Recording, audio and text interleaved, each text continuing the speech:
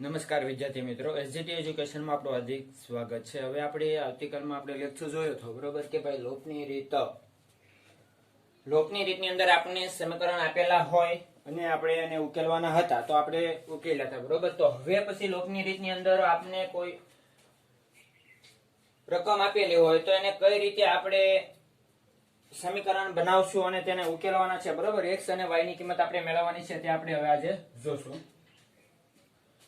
તો આપણે રકમ આપેલી છે કે ભાઈ 5 વર્ષ પહેલા નૂરીની ઉંમર સોનુની ઉંમર કરતા 3 ગણી હતી, બરોબર। તો આપણે ફક્ત એક વસ્તુ યાદ રાખવાની છે કે ભાઈ 5 કોઈ પણ વર્ષ પહેલા આપે, અહીં આપણે આપી દીધેલું છે કે ભાઈ 5 વર્ષ પહેલા,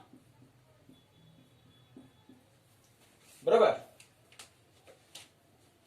આપણે આપી દીધું 5 વર્ષ પહેલા, તો પહેલા હોય તો બાદબાકી થશે, અને જો અહીંયા પછી આપેલું હશે 10 વર્ષ પછી, તો પછી આવશે ના આપણે સરવાળો કરવાનો રહેશે, બરોબર। તો હવે આપણે એક પહેલા કીધું કે નૂરીની ઉંમર છે સોનુની ઉંમર કરતા કેટલા ગણી હતી? 3 ગણી હતી। તો પહેલા આપણે કરશું હું? તો પહેલા તો આપણે શું કરશું ભાઈ? ધારશું।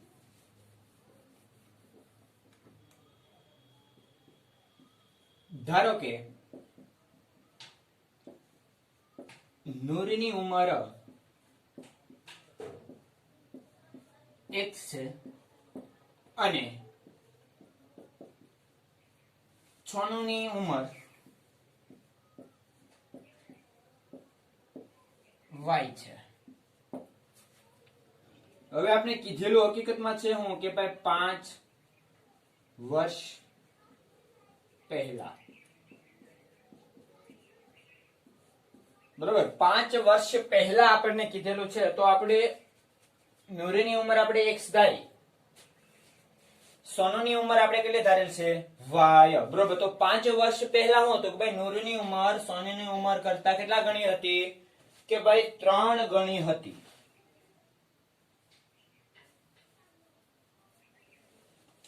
તો નૂરીની ઉંમર આપણે જોઈએ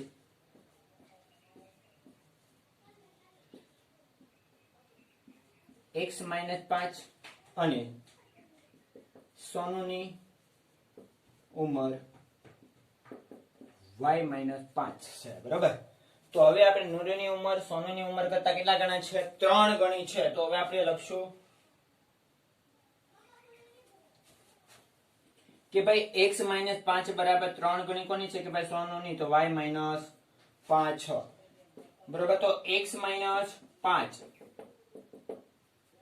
3y સાથે એટલે 3y -3 પંચાને 15, તો x આ -5 છે બરાબર ની વળતા જાય એટલે પ્લસ, x આ પ્લસ છે એટલે અહીં આવશે -3y બરાબર -15 વત્તા 5,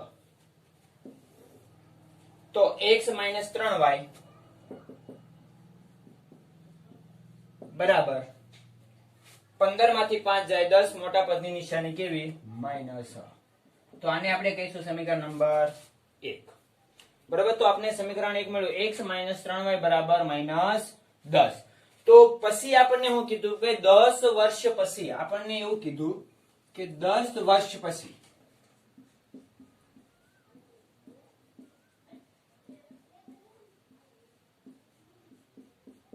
બરાબર। 10 વર્ષ પછી આપણને એવું કીધું છે કે ભાઈ 10 વર્ષ પછી હું કે ભાઈ નૂરીની ઉંમર સોનુની ઉંમર કરતા કેટલા ગણી થઈ ગઈ? 2 ગણી થઈ ગઈ છે, બરાબર। તો હવે આપણે કેટલી કરવાની છે કે ભાઈ, તો એની આપણે 5 વર્ષ હતી ત્યારે x - 5 લખતા હતા, તો હવે આપણે લખશું x - 10, પછી આવ્યું એટલે શું થઈ જશે? સરવાળો, બરાબર। તો x + 10 બરાબર 2 ગણી y + 10, બરાબર। તો આ છું આપણું 2 ગણું, બરાબર। તો જોઈએ આપણે આગળ કે x + 10 બરાબર 2y + 20, x આ પ્લસ છે અહીં આવશે એટલે -2y બરાબર 20, આ પ્લસ છે બરાબર ની ઓળખા જશે એટલે માઈનસ, તો x - 2y બરાબર 10 આને કહેશું સમીકરણ નંબર 2. તો હવે આપણને સમીકરણ નંબર 1 અને સમીકરણ નંબર 2 મળી ગયું છે. તો શું કરશું કે ભાઈ સમીકરણ 1 છે એમાંથી સમીકરણ નંબર 2 આપણે શું કરશું? બાદ કરશું. શા માટે? તો આપણે ખબર છે સલ બધાયમાં કેવા છે? સરખા છે. જો x x તો અહીંયા પણ x. બરાબર, તો લખશું આપણે કે સમીકરણ 2 માંથી 1 બાદ. બરાબર, તો સમીકરણ નંબર 2 છે x 2y બરાબર 10. અને બીજું પહેલું સમીકરણ એવું છે કે x 3y બરાબર -10. બરાબર, તો આ આપણું થયું બાદ બાકી આપણે કરવાની છે.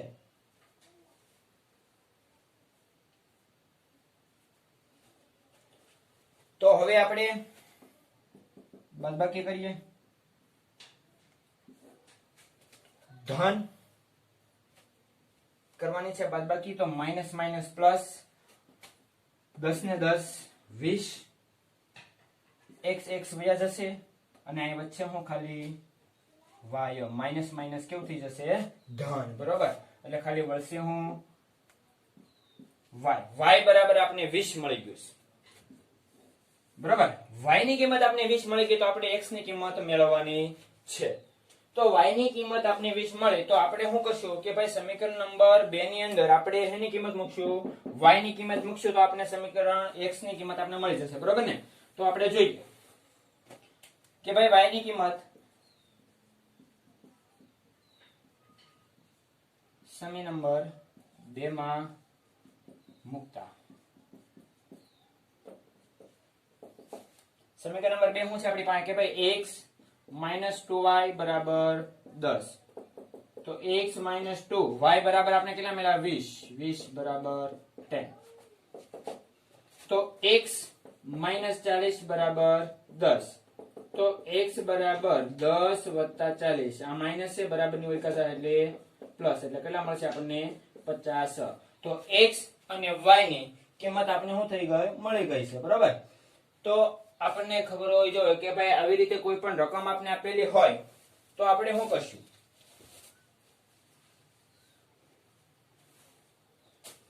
તો ભાઈ આપણે પહેલા તો કોઈ પણ સંખ્યા આપણે જે આપેલું હોય તેને ધારવાનું છે કે ભાઈ આપણે નૂરુની ઉંમર સોનુના ઉંમર કરતા 3 ગણી કીધું હતું. તો આપણે કર્યું હતું હું કે ભાઈ નૂરુની ઉંમર આપણે શું કરી હતી? ધારી લીધી. સોનુની ઉંમર પણ આપણે ધારી લીધી. પહેલા આપણે કીધું હતું 5 વર્ષ પહેલા આવે એટલે આપણે x - 5 કર્યું હતું. અને 10 વર્ષ પછી કીધું હોય તો x + 10 કરવાનો છે. બરોબર, અને આપણે ઉકેલીએ તો આપણને x અને y ની બંનેની કિંમત મળશે. x ની કિંમત મળશે 50 અને y ની કિંમત મળશે 20. બરોબર, તો આ આપણું થયો લોપની રીતનો દાખલો. બરોબર, તો જોઈ લો.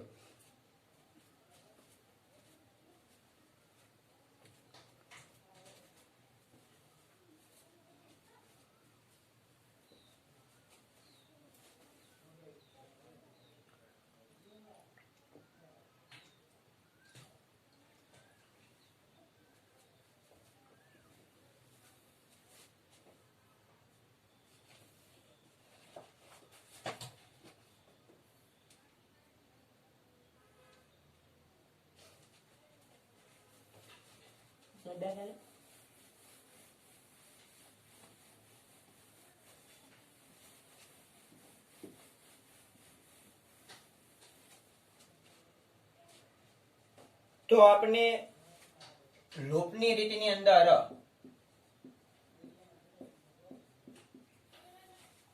બરાબર કોઈ પણ રકમ આપેલો હોય તો આપણને આવડે કે ભાઈ કઈ રીતે આપણે એનો ઉકેલ મેળવવો.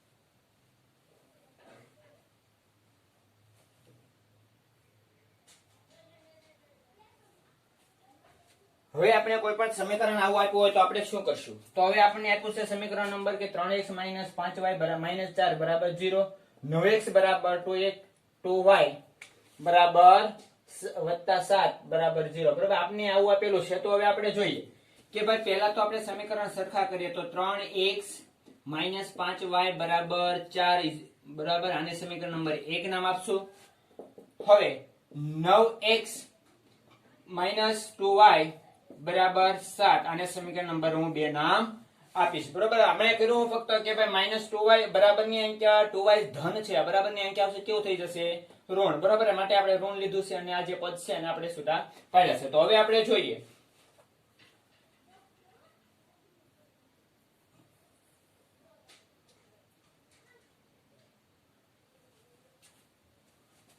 તો હવે આપણે જેમ પેલા કરતા કે સમીકરણ 1 ને 3 વડે ગુણતા. શું કામ? કે ભાઈ આપણે સલ સમાન લાવવાના છે. બરાબર, તો આપણે જોઈએ કે 3x - 5y બરાબર 4, 3 તેરી 9x - 15y બરાબર 12, સમીકરણ નંબર 3. અને સમીકરણ નંબર 4 કે 9x - 2y બરાબર 7, સમીકરણ નંબર 4. તો હવે જેમ આપણે સમીકરણ 3 અને 4 જે આપણે મળ્યા છે, બરાબર, તેનો આપણે શું કરશું કે ભાઈ બાદબાકી કરશું તો જ આપણે જવાબ મળશે. બરાબર, તો જોઈએ આપણે કે સમીકરણ 3 માંથી 4 બાદ કરતા. તો સમીકરણ નંબર 3 છે આપણી પાસે કે 9x - 15y બરાબર 12, 9x - 2y બરાબર 7. આપણે કરવાનું છે બાદ. તો હવે 9x સમાન છે એટલે માટે ઉઠી જશે. હવે 15 માંથી આપણે કેટલા બાદ કરવાના છે? 2 બાદ કરવાના છે.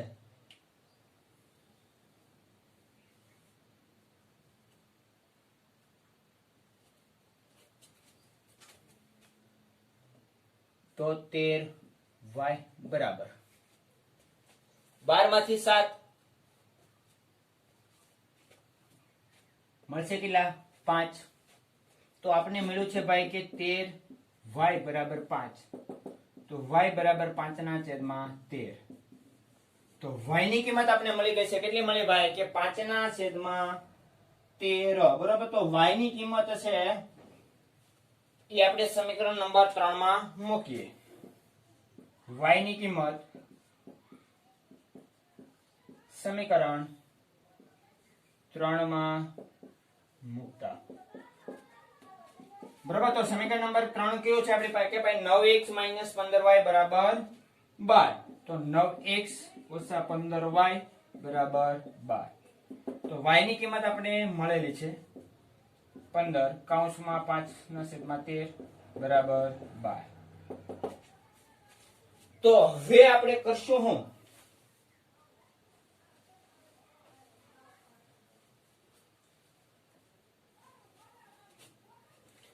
તો કે ભાઈ પહેલા તો આપણે સીધો ગુણાકાર કરશું કે -15 પંચા 75 ના છેદમાં 13 બરાબર 12.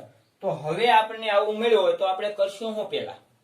તો આપણે અગાઉ ભણી ગયેલા છીએ કે છેદ સમાન કરવો પડશે.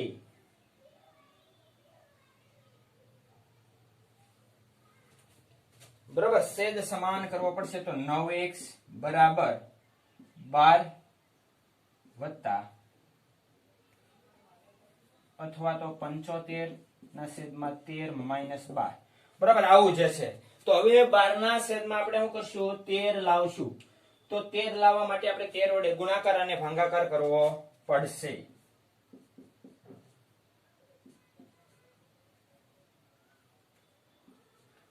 બરાબર, તો 12 ગુણ્યા 13 કરીએ આપણે.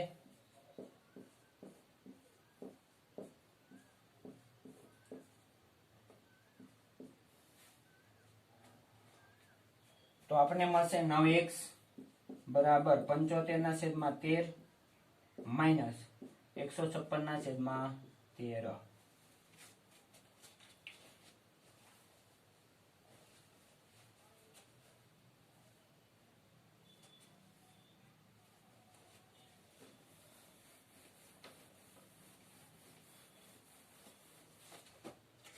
તો 9x બરાબર 156 માઇનસ 75 ના છેદમાં 13 બરાબર 156 માંથી આપણે 75 બાદ કરીએ